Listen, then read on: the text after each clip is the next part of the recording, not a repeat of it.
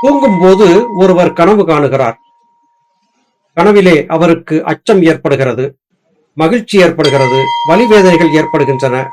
பற்பல விதமான உணர்ச்சிகளை அவர் சந்திக்கிறார்.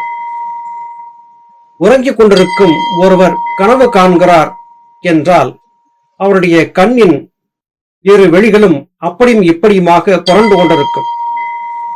அது அவர் கனவு கண்டு கொண்டிருக்கிறார் என்பதற்கு ஆதாரமாகும்.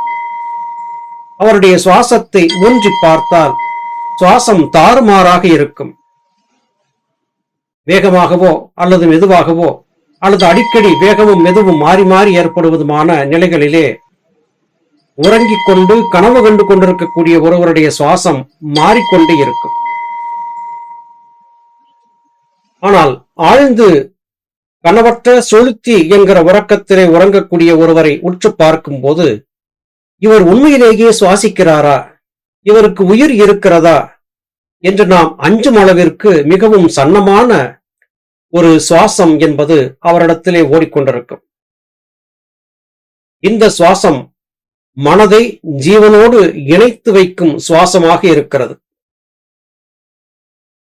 ஞானபிதா சுவாமி சிவானந்த பரமஹம்சர் அவர்கள் இந்த சுவாசத்தைத்தான் உண்மையான சித்த வித்தை என்று குறிப்பிடுகிறார்.